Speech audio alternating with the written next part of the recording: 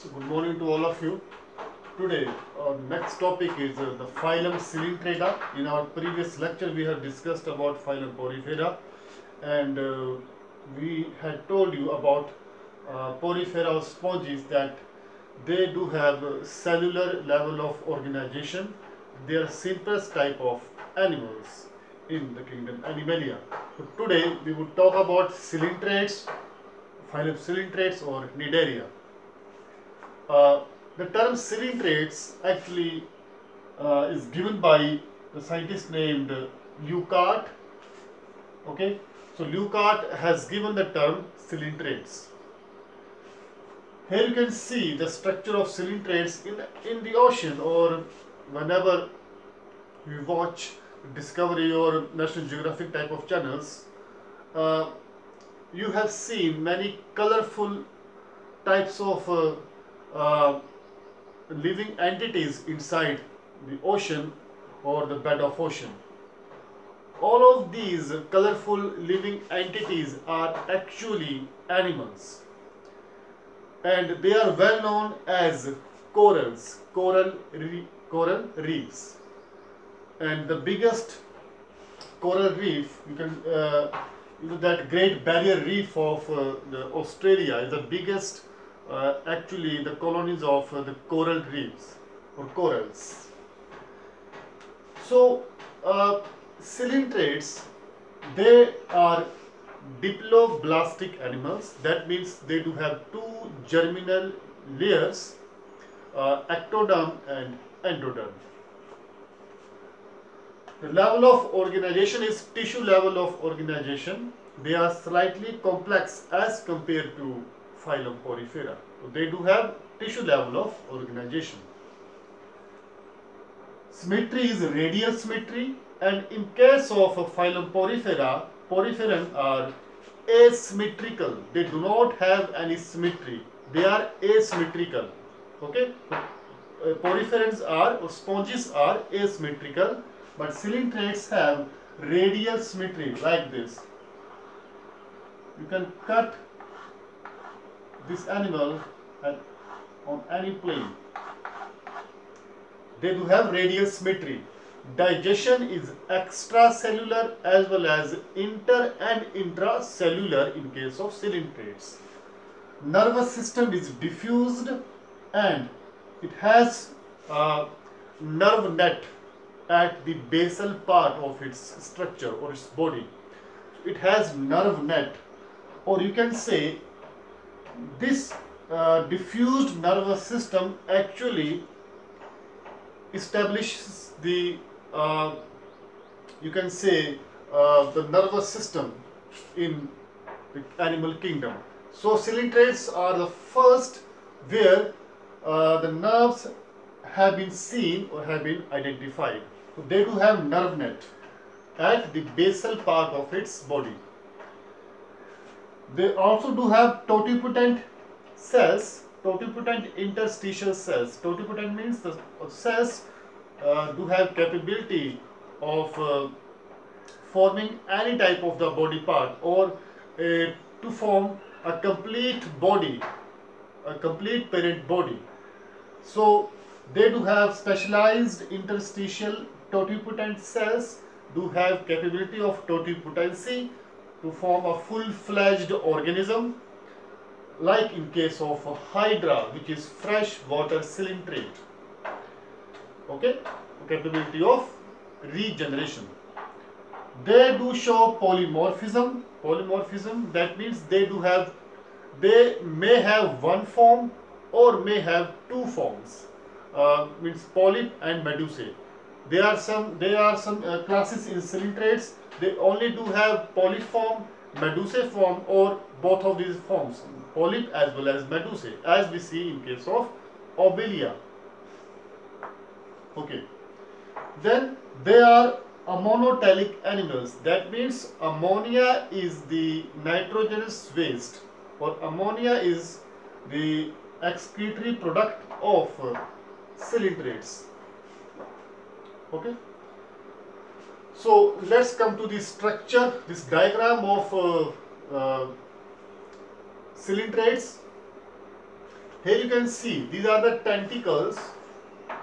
These are the tentacles, and uh, they do show movement along with the current of ocean water. So these are tentacles, and in these tentacles there are the presence of stinging nematocysts. So tentacles with stinging nematocysts. These nematocysts are actually venomous. Okay, so these nematocysts, these stinging nematocysts are actually uh, uh, perform offensive function. They do protect coelenterates from their uh, hunters, and they also do capture food particles. Okay, so to capture prey as well as for defense. One more important structure in this body of coelenterates. Here you can see the stomata. Stomata is actually used for salt balance, means osmoregulation, as well as for excretion.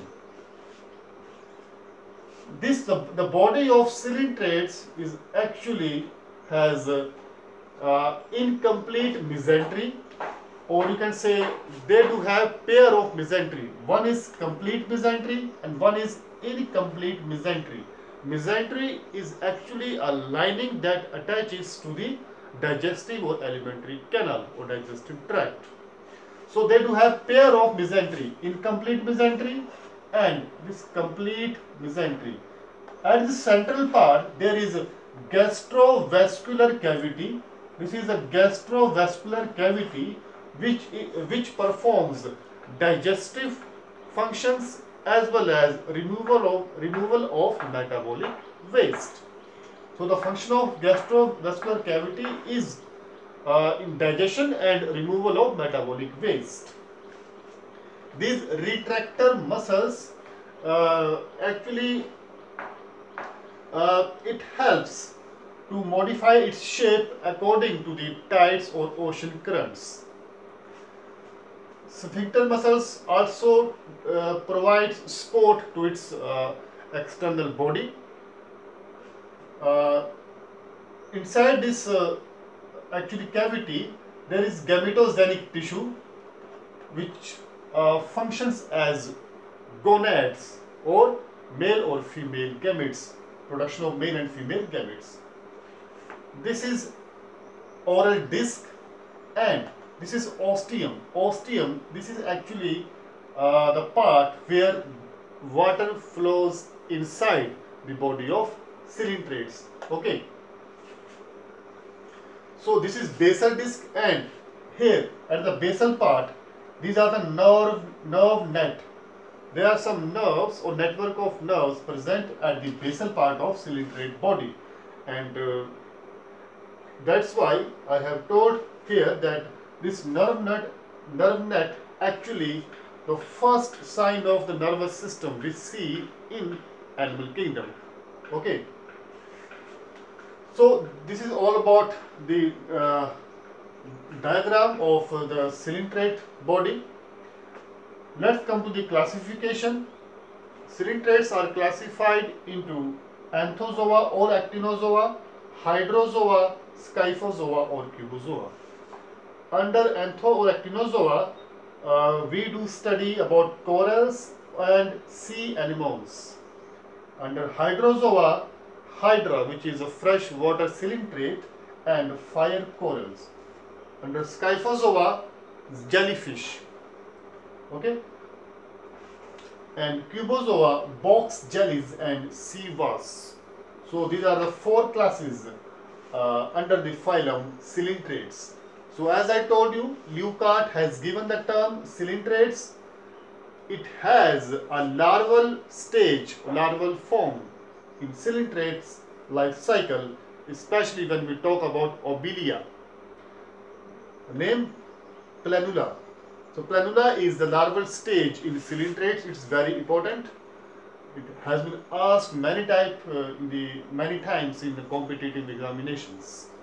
So I'm talking about actually morphic forms. Morphic means during the life cycle of ciliates, there are two different forms. So zooids, as we uh, term them, polyp and medusae. So polyp and medusae are two forms. So some ciliates are dimorphic. Dimorphic means they do have polyp as well as medusae form, and some ciliates are morphic. Morphic means they either have medusae form or they do have polyp forms. Okay. So polyp is actually, this polyp form is actually sessile. Sessile means they cannot move. They are non-motile. They attach to a substratum, to a rock or the ocean bed. They are sessile, non-motile, and solitary polyps. For example, sea anemone and hydra. In case of medusae, medusae is free swimming form. Like you see transparent jellyfishes, they swim freely inside the ocean water. So those jellyfishes, they do have medusae form, free swimming form. So they are free swimming and motile form, for example in jellyfish. And let's come to the reproduction in ciliates. They do possess asexual as well as sexual form of reproduction. We do talk about obelia. Obelia actually a dimorphic ciliate. That means in the life cycle of obelia, both of the forms, means polyp and medusae form, they do exist. Here you can see how this reproduction occurs in obelia. Polyp, which is sessile or non-motile form, is a asexual stage, and medusae, which is a swimming form, is sexual stage in obelia. It is very important. Polyp is asexual stage, medusae is sexual stage. Medusae is free swimming form, polyp is sessile or non-motile form. Okay, let's begin. This polyp, which is a asexual stage or sessile or non-motile form, this polyp actually gives rise to a bud, or a budding takes place in this polyp, in this sessile form, giving rise to a bud. This bud gives rise to medusae. Okay, यानी बात क्या हो रही है, ये जो sessile form है, non motile polyp form है, ओबिलिया की बात हो रही है. ओबिलिया में कैसे रिप्रोडक्शन होती है, कैसे इसकी लाइफ साइकिल चलेगी. सो पॉलिप जो कि एक नॉन मोटाइल सेसाइल फॉर्म है, इसमें क्या होगी, इसमें बडिंग होगी, और बडिंग होने के बाद वो जो बड होगा, जब वो डिटैच होगा बॉडी से, पेरेंट बॉडी से, उसी बड से क्या डेवलप होगा, medusa. A free swimming form is developed from sessile form, means polyp, after the budding. Okay, after the process of budding, this free swimming medusae, which has been formed after the budding process, this medusae actually produces gametes, male and female gamete, egg and sperm, by sexual reproduction. Egg and sperms are formed by medusae, and when these eggs and sperms they get fertilized, they do form zygote, or you can say, sorry, they do form a swimming larva. After the fusion of egg and sperm, they do form a swimming larva, which is known as planula. So planula larva is formed after the fertilization of sperm and egg, and both of these gametes are produced by these medusae. So when this swimming larva planula is formed, it grows back into a polyp. यानी ये फिर से polyp बना देगा.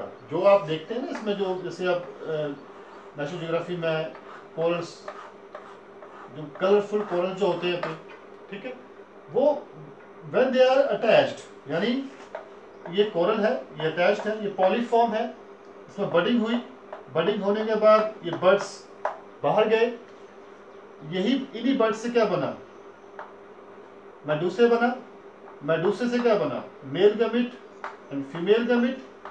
फिर यहां से क्या बना, प्लेनुला बन गया, एक लार्वा, इसी लार्वा से ये लार्वा फिर से डेवलप हो गया इसी स्ट्रक्चर में. So it's all about the life cycle in cylindrids. So there are so many points have been discussed here, and about diagram of this cylindrid body, and do revise it properly. If you have any doubt, you can ask. Thank you very much.